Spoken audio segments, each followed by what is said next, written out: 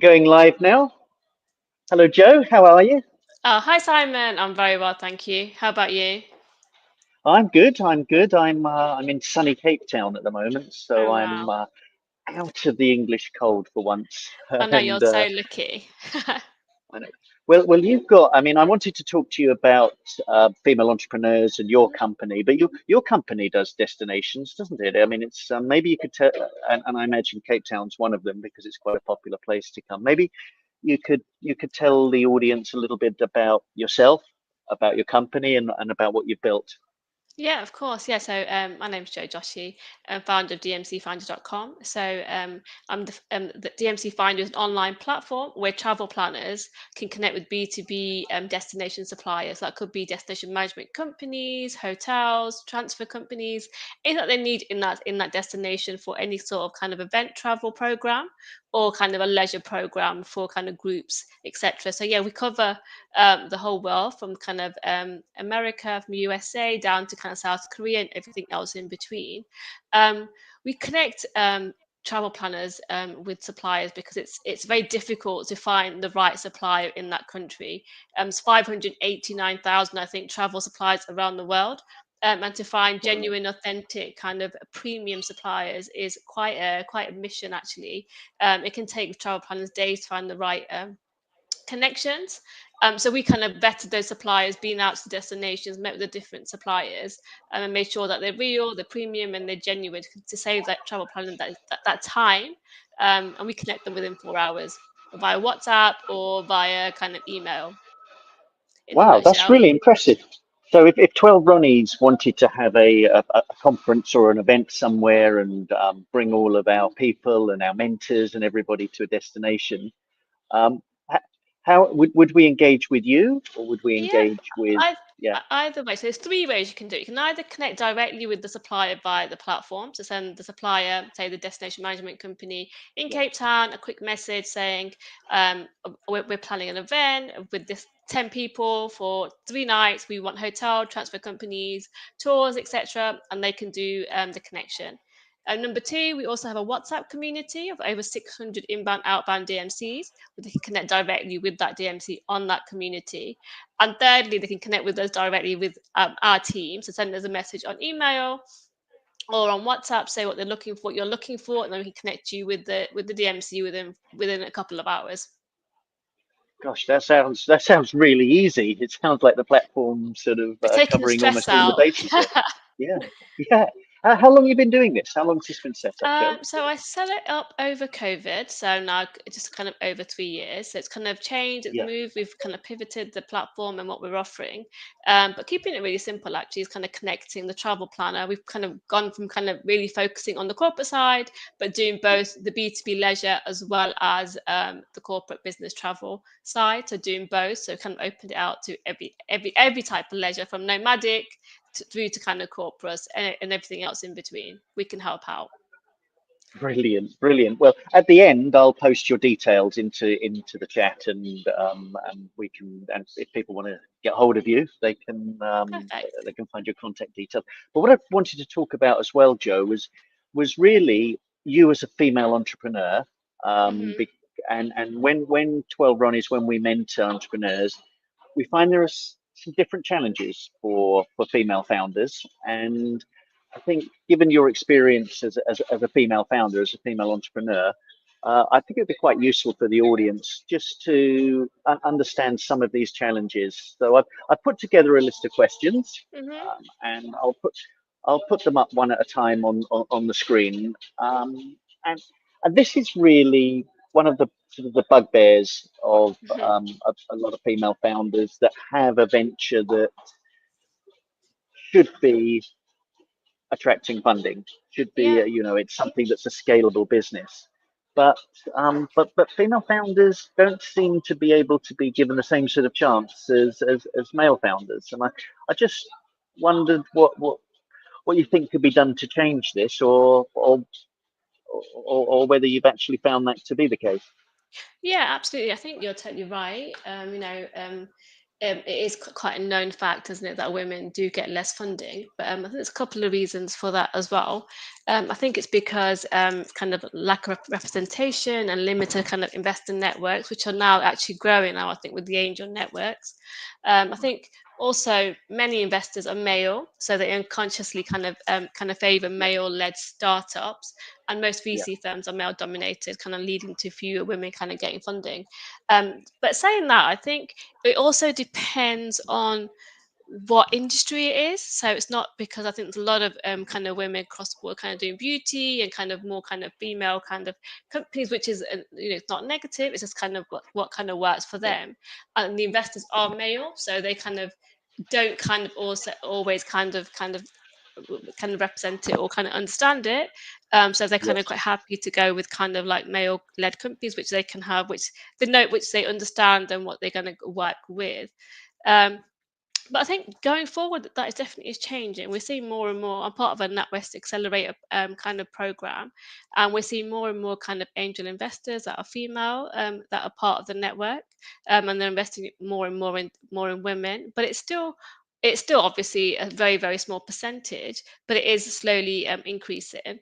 I think to change this, we need more women that are kind of in venture capital kind of in that market. So they kind of increase the female investors and kind of decision makers. And also, I think education and awareness, Simon, because not all female investor kind of startup founders know where to get investment from, what's kind of what's needed. So kind of being on the NatWest Accelerate program as well is we've kind of had a full journey on kind of going through from VC to angel investors to kind of understand how that funding works, and also with grants.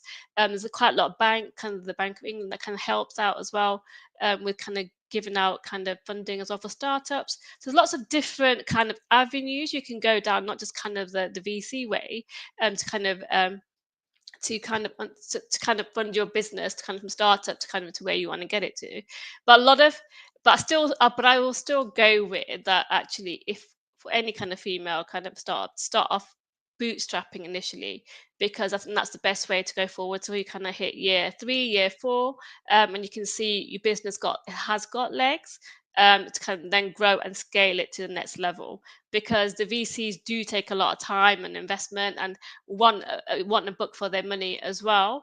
So to start off with that, I'd say it's going to kind of start off kind of going to bootstrap first and then go from there. yeah. I completely agree. And as you well know, Joe, with 12 Ronnies, bootstrapping is really the route we recommend at the really early stage, because we're primarily dealing with founders that are at the idea stage and wanting to launch a business. Many of them are looking for outside funding, but we generally say that investors want to scale sales. They don't really want to invest in you playing around with an idea. They like to see that you've got some traction, some sales, Hmm. and to say, well, okay, this is a business I can invest in to scale. So yeah, I Absolutely. concur very much with that, and also with your you pointing out that so many of the investors are male, Hmm. and one example I give, let's say I'm an investor, and you came to me as a female founder with this revolutionary new, let's say, female hair product. Well, I'm not going to get it, am I? Yeah. I mean, you know what I mean. So it's Yeah, it makes also sense. it's also, I guess, as you said, going to the right investors Yeah. that get that sector, but also if it's a particular product that's aimed at the female market, it's going to be hard for male investors. They're not trying to be difficult. It's not as exciting, or they might not get it Yeah. in the No, same totally way. get it. Makes sense. It does make sense. Okay, great, really good advice. Really good advice. So also something that comes up a lot are biases, common biases and Hmm. assumptions that female founders face. Have you come up against some of these things, Joe, or know of female founders that have? Yeah, I think as any startup company, be it female or male, we do we do have our kind of common biases, from kind of less risk taking to emotional, not tough enough for business. And I think those skills kind of only grow kind of as you go down the line. I think the first kind of 6 or 12 months, you're still kind of learning and you are still in that, oh, actually, is this going to work? You know, you've got imposter syndrome and you are kind of struggling to kind of figure out which way I want to go. But I think as time goes on, you kind of get over those biases yourself because you've been on that journey and the journey isn't easy for any startup. So you go through the mill of kind of the ups and downs. And there's a lot of challenges on that journey. You know, it looks easy to set up a company, but actually, I think if you come out kind of the 24 month mark and you're still there and you're kind of still growing and scaling, I think um, a lot of your kind of peers and like kind of your colleagues can understand that actually you do know what you're doing and you do know where you're taking your business. But I think generally, I think across the board, I think everybody initially, I think more I think it'd be your friends and family more than anything else that have those biases because most women who are starting up do have a young family, do have other responsibilities as well, and they're like, well, you're not going to get paid, you've got your kids, you've got home, you've got everything else, how are you going to make it work? But women are strong because we do a lot every day. We do multitask and we do work around the clock, and we are happy to put in those hours. Um, I think as long as your ideas it has got legs and it has momentum and you're passionate about what you're doing, and you have the capital to push it forward. I think as long as you're kind of focused on it, you can make it work. But I think generally across the board, I think it's just common, it's just natural, isn't it, for anybody to have actually, is it going to work? If it's not going to work, but as long as you believe in it and you keep pushing, you've got to keep going. Well, I mean, completely. It's starting a business it's a leap into the unknown, Mhm. and and because you're dealing with people and customers, and they don't always they're not always as predictable as you think they are. Yeah, It's really difficult, and sometimes you have to pivot your ideas. Sometimes, many times, so it's difficult. Whether I guess absolutely. whether you're a male or female founder, um, and and then if you're juggling a young family as well, with all that, there's lots going on. There is. I wanted. Sorry, go on, No, I Joe. was going to say that I think there's a lot of women out there, especially now post COVID, that have set up their own businesses and side hustles alongside kind of having a young family. Um, but they are really kind of focused and they really are kind of hungry for that to make their businesses work. So it's really exciting actually that kind of that sector is at the moment because there's a lot of very kind of intelligent women that have been through university degrees, really good jobs, but have kind of taken a step back to kind of be at home with their kids. But they are absolutely focused and super clever. Yeah, and it's an exciting time for entrepreneurship. I think it's just the world is, particularly with things like AI, where it can start to do a lot of the things, the mundane Absolutely. things, and as well as the creative things. It's starting a business it's becoming quite an interesting and achievable um, a way of creating a Absolutely. career. I know. I was, I And was and really, I was also, really, sorry. so I was going to say also, which sort of I wanted to branch into the mentorship. I mean, we're 12 Ronnies. We have a large mentoring community, but maybe you could expand on how important mentorship is, and the community, and particularly in terms of female founders. Definitely. I think mentorship and community is just it's priceless. I think what the mentorship can offer you, especially on your journey from the start, to kind of in the middle to kind of the end, I think it's really important. I think before you don't have it, you don't understand the power of it. I think and that community because the connections, the knowledge, the resources that it offers, and to kind of even make a kind of a small job kind of really easy because the mentors have already been on that journey and can advise you. So part of the NatWest Accelerate, I'm going to go back to NatWest Accelerate group and kind of 12 Ronnies as well. The mentorship it's key because you've got people on hand that have been on that journey that can guide you and give you the right advice to save you that time, effort, and kind of capital, because they've been there, done it, and it's just priceless because that journey.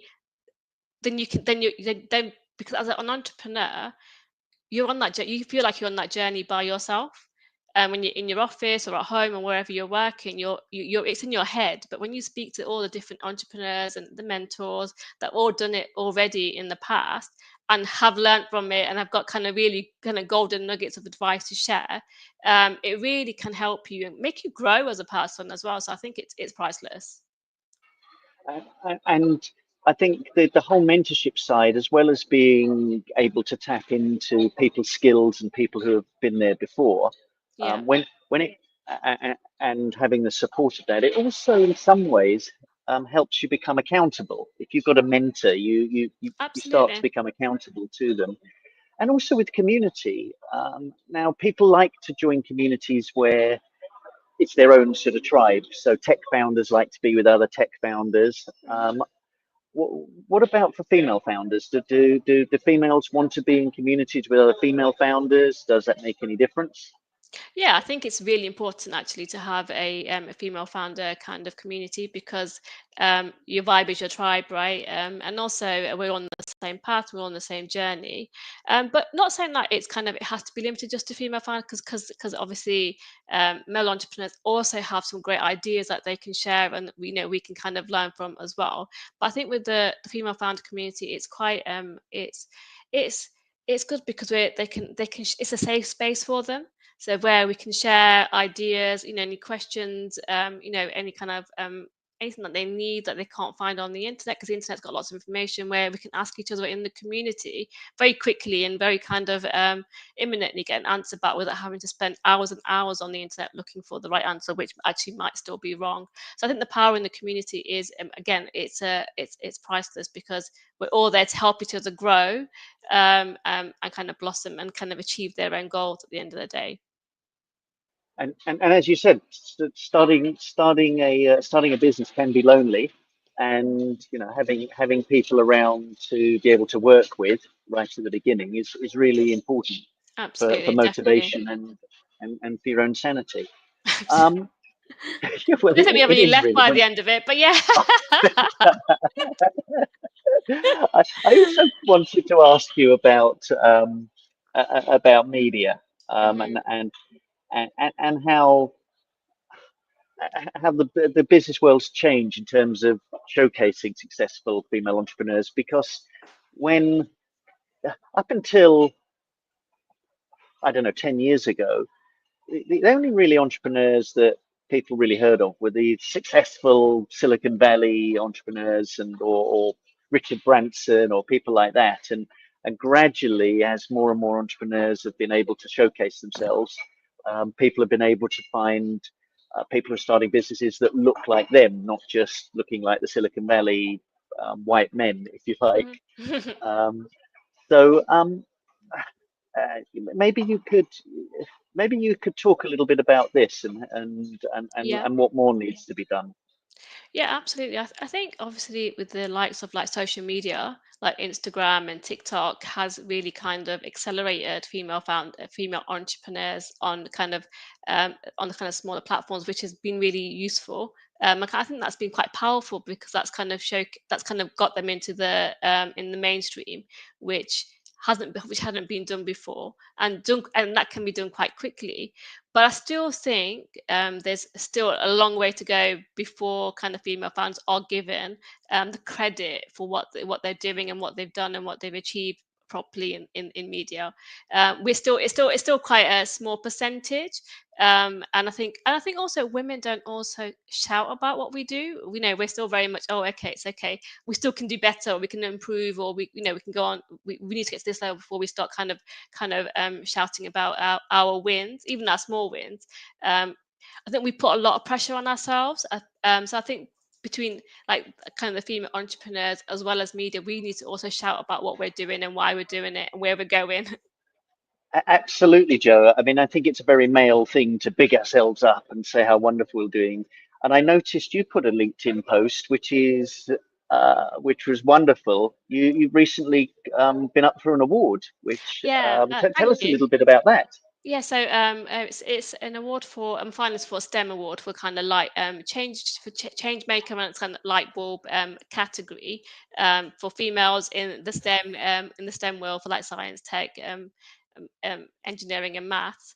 But it's exciting because I think we don't shout, like I said, we don't put ourselves for awards. We don't kind of get into all the mainstream things that everybody else is doing. But it's important to kind of even for yourselves to kind of celebrate those small wins, because it's a long journey, and it's an intense journey as well. So every single little win that you can do, we should actually celebrate it and highlight it to other women, not just for ourselves, but for other women, to inspire them. So actually, I can do it, you can do it better. So take the inspiration, take the motivation, and get to that next step as well, especially for the kind of Gen Z, and the kind of and every audience, um, to motivate each other, really.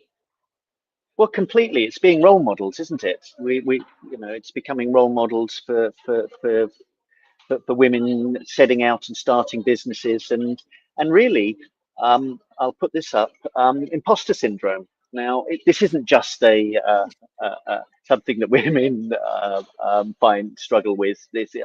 So many entrepreneurs that I get involved in mentoring have a lot of self-doubt, really this imposter syndrome. But it's something that does crop up a lot with women founders.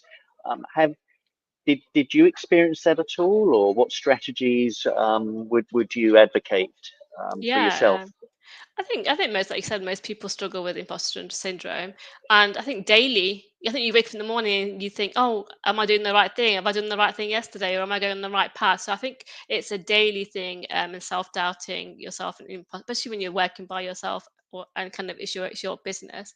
But what I've done, what's really helped me, this last six months, is kind of getting a coach, where I can sound off and kind of go through kind of what I'm going through, what I'm doing, why I'm doing it, where I want to be in 6 months or 12 months, then work backwards to how I'm going to get to that kind of end goal. So that coaching and kind of coaching myself, so actually I am on the right path. If I do this, I will get to where I need to get to. So that having that coach has really been a game changer for myself. Sorry to turn my microphone back on. No, coaching and mentors is just so important, and there are many and many of them about, and that's something I guess that 12 Ronnies have focused on an awful lot to try and bring this sort of expertise Hmm. to early stage founders. But something also, and I don't know whether you've experienced this, but there used to be a lot of exclusion from traditional business networks and I say exclusion, I'm not sure whether it was deliberate. I think it was just, I don't Yeah. know where, but did because they were often, these industries have been male dominated. Hmm. Have you experienced that at all, or is this something that you've heard about? Yeah, absolutely. I think it's obviously it's it. I think it's not done just on the inclusion of that you're a female. I think it's more kind of, do you fit in? Are you doing the right thing? Is it the right business? What are you selling? It's kind of a lot of elements, not just kind of you're male or female. I think it's a mixture of lots of different elements that kind of come into those groups. But I think once kind of those groups are, I suppose a lot of those groups are also, they're friends as well, aren't they? So they're friends, they're mates, and someone new coming in, it can be a bit difficult for both ends more than anything else. But I think once you've kind of got past that initial barrier, explaining what you're doing, where you're going, kind of what your end goal is, and you're not just going in just for a freebie kind of a business network, or for a kind of out on a jolly. um, I think it takes time. It does take time. It's not, but that's not just for male groups. That's also for female groups in travel. There's a lot of female-led groups which can become groupy because they're literally they're friends. They've been together for a long time. They've been going for a long time, and someone new can be like, "Oh, okay, who is this person?" And I think you have to build your own reputation and your own credibility to what you're doing to get past those barriers. But like anything, it could be anywhere. It could be school, university, work, networking. You have to kind of build those relationships. And I think that's where the power of having mentors and coaches, and kind of believing in yourself, that you have those abilities, that you can overcome your self-doubt when you're going to kind of these kind of traditional business networks, I think. And it's so important to build your network, isn't it, Joe? I mean, I think somebody said along the lines of your net worth is your network. Yeah. and it's just so important to build that. We've had quite a few questions on some of the difficulties of being a Mhm. female founder. I want a couple of questions to finish with on advantages. I mean, do female founders lead differently? Are there some unique advantages or approaches that women take towards entrepreneurship? Um, I think female fans may be a little bit more um, empathic. Maybe but that doesn't make us any kind of different or anything. I think it's more the fact that we'll look across the board and kind of multitask and think, how can we fit this all in into kind of a day's work, or depending on your time limits and stuff. But I think it's more I think as for myself, I'm not going to generalize against male and female. I think everyone's different. Everyone works differently, depending on what your end goal is.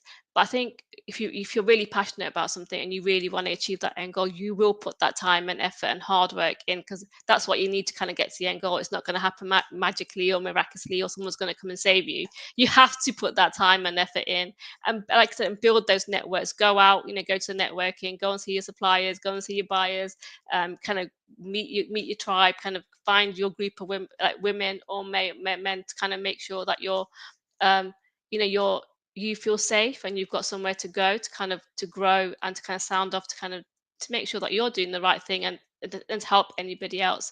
So I think it's kind of making we're kind of for me, it's making sure that I'm making the most of my time and I'm using it effectively, so I am getting an ROI in the long run. I'm not going to every single event or every single kind of things that are happening out there just to kind of to tick boxes. I think now going forward, I did it too fair. I did a year of that where I was kind of going out and about doing everything just to kind of see what's out on the network, because that's the only way you learn that which is going to work for you, what things work and what don't. um, but I think now it's very much you get to a point, I think, year two, year three, where you're like, actually, I need to do this, because that will give me the ROI in the long run. Otherwise, it's just you can do a lot of things and become a silly fool and not achieve anything at the end of the day. So I think it's really kind of looking a little bit further out, not just for like kind of week one, week two, looking out 3 months out. Actually, what do I want to achieve by the end of the quarter, and how do I get there? And being Yeah, systematic there's about it. absolutely, and you just pointed it out that it's not a female or a male thing. It's hard work.